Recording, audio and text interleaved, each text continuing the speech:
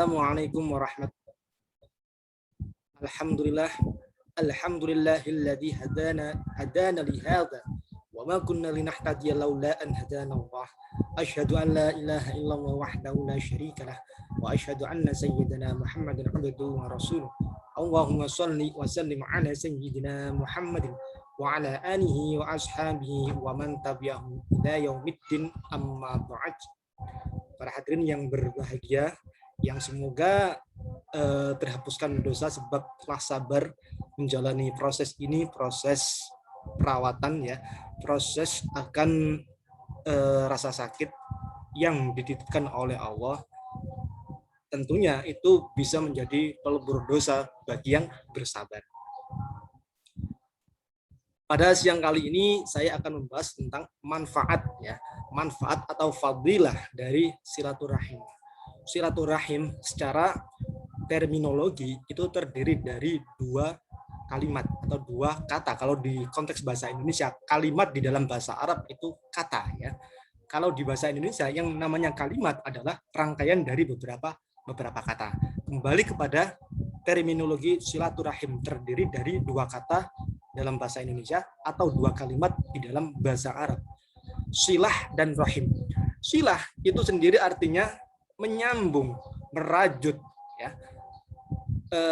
Kemudian kalau rahim itu adalah kasih sayang, hubungan sanak, kemudian hubungan kekerabatan dan lain sebagainya.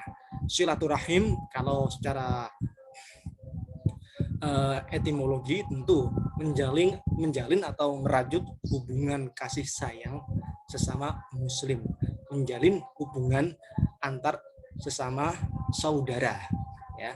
Jadi silaturahim ini jamak sering kita dengar, tapi kadang kita juga tentu harus tahu ke akar-akarnya, asal kata dari silaturahim. Silah, shad lam ta. Silah itu menyambung, merajut, rahim kasih sayang, atau bisa dengan menggunakan silaturahmi. Rahmi itu pemaknaan yang kedua, rahmi itu menyambung hubungan kekerabatan.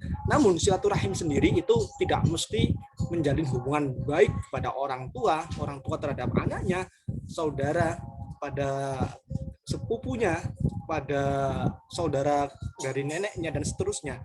Bukan sekedar sesempit itu, tapi maknanya ini bisa luas, bisa terhadap sesama muslim tentunya ya, ini yang pasti. Kemudian sesama manusia itu juga silaturahim. Kalau kita berinteraksi, bermuasyarah dengan baik pada sesama, itu termasuk dari silaturahim. Silaturahim tentu banyak hadis yang mengurai terkait hal itu. Tentunya Al-Quran juga ada beberapa ayat yang menjelaskan tentang fadilah dari, bukan fadilah kalau di Al-Quran, dari anjuran untuk bersilaturahim. Kalau di dalam hadis, Bismillahirrahmanirrahim,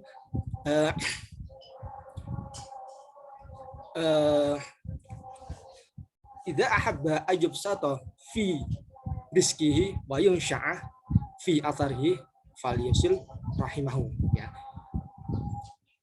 Barang siapa suka atau menghendaki usianya dipanjangkan oleh Allah dan rezekinya diluaskan oleh Allah, maka bersilaturahimlah. Di sini uraian yang pertama atau fadilah, uraian dari fadilah pertama dari silaturahim, manfaatnya kalau kita ingin usia kita itu berkah, panjang dan berkah, maka bersilaturahimnya. Di sini para ulama ada dua pemaknaan. Pertama, mengarah kepada kalau kita gemar bersilaturahim, gemar berkunjung kepada saudara, teman, kerabat, sejawat, maka usia kita akan dipanjangkan. Ini secara latar seperti itu. Yang tadinya 63 menjadi 80, bisa jadi seperti itu. Meskipun usia itu sejak zaman azali sudah ditetapkan. Pemaknaan dari ulama yang kedua tidak seperti itu. Yang dimaksud dengan dipanjangkan usianya, usia kita sesuai dengan apa yang telah tertera di Lauhil Mahfud ya, di Lauhil Mahfud gitu kan, bukan di zaman azali, maaf, di Lauhil Mahfud dulu. semisal udah ditakdirkan 70 tahun atau 50 tahun seperti itu. Tapi esensi atau nilai dari usia 50 selama kita 50 tahun itu berkah gitu kan. Banyak nilai pahala, banyak nilai ibadah yang tercatat karena keberkahan dari usia kita, sebab kita mau bersilaturahim. Nah, itu ada dua pemaknaan seperti itu. Kemudian secara logika, kalau kita banyak link, banyak interaksi, banyak kenalan, tentu banyak orang yang menawarkan semisal pekerjaan, banyak orang yang menawarkan semisal bantuan dan lain sebagainya. Itu bukti di mana orang yang gemar bersilaturahim itu peluang rezekinya itu terbuka lebar gitu kan. Kita main ke tetangga, ngobrol-ngobrol tentang pekerjaan, kemudian sharing gitu kan. Ada kendala, ternyata tetangga kita itu punya kenalan juga pebisnis gitu kan. Misal pebisnis yang mana juga membutuhkan tenaga pekerja. Kita dikenalkan karena kita mau keluar rumah dan berinteraksi dengan tetangga dalam rangka silaturahim. Tetangga kita tahu keadaan kita, maka disambungkanlah dengan temannya yang pebisnis yang sudah sukses tadi. Kita ditawarkan pekerjaan. Nah, dari situ secara logika rezeki kita bertambah sebab kita mau keluar bersilaturahim.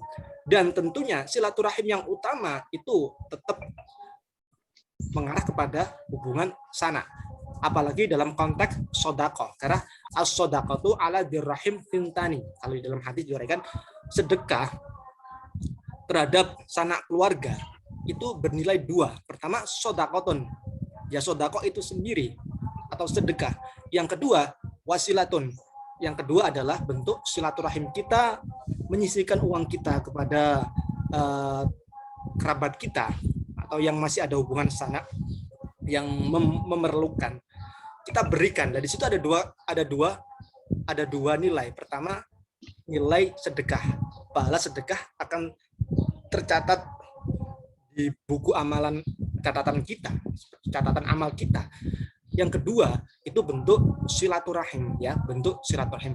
Tapi kalau kita bersedekah kepada orang lain, itu hanya tertulis atau tercatat sebagai sedekah saja, tidak silaturahim, ya. Jadi pemaknaan atau afdholiyah, keutamaan sedekah terhadap orang lain dan sedekah terhadap kerabat itu beda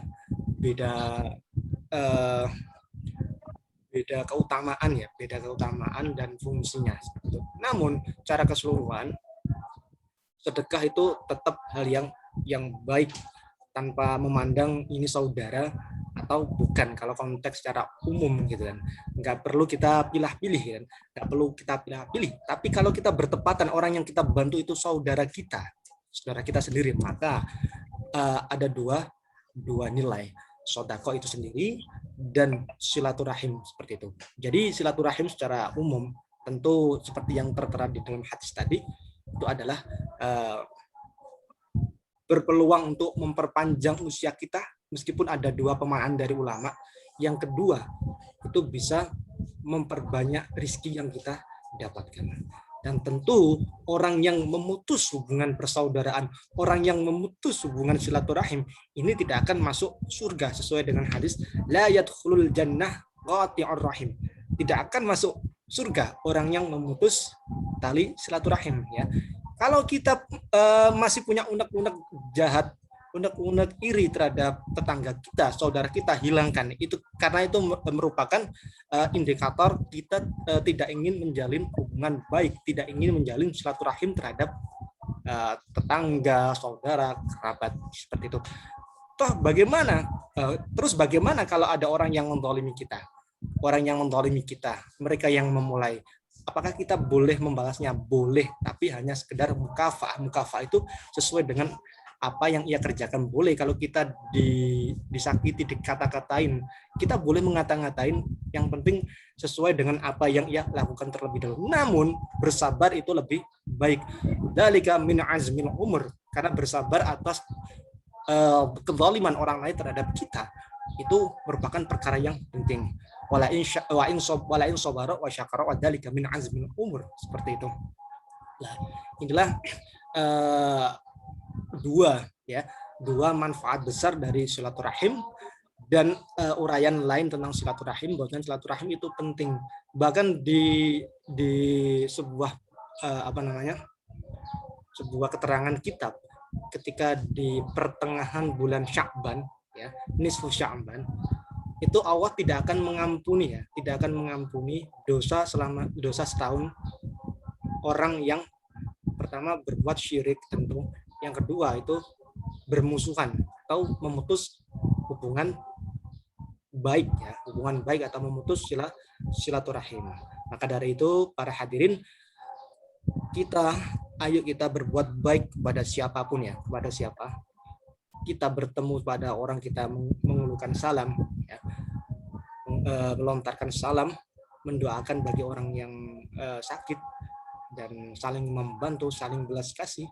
Nah, itu bentuk dari silaturahim yang sebenarnya. Hadanallahu wa iyyakum, semoga bermanfaat. Wallahul muwaffiq ila aqwamit thoriq. Assalamualaikum warahmatullahi wabarakatuh. Dilanjut kajian petang nanti sehabis maghrib oleh rekan saya Ustadz Hari Cahya Setiawan, dan besok tetap ada kajian lagi. Mohon maaf jadwal kajiannya senantiasa berubah, kadang pagi kadang siang, karena melihat kestabilan dari laptop ini ya, karena ada beberapa piranti yang tidak fungsi gitu kan, bahkan jaringannya tidak maksimal untuk terakses gitu. Dan apabila para hadirin butuh jawaban berkaitan dengan persoalan keagamaan, seperti biasa silakan chat ke WA kami.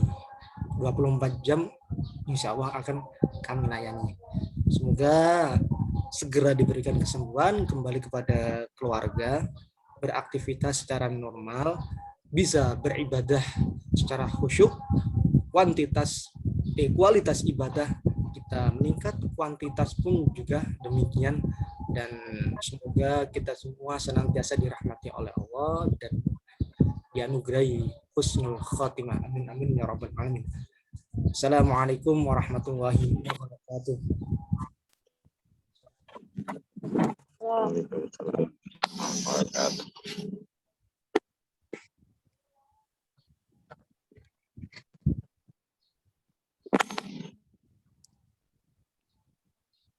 Pak Aziz sudah baik.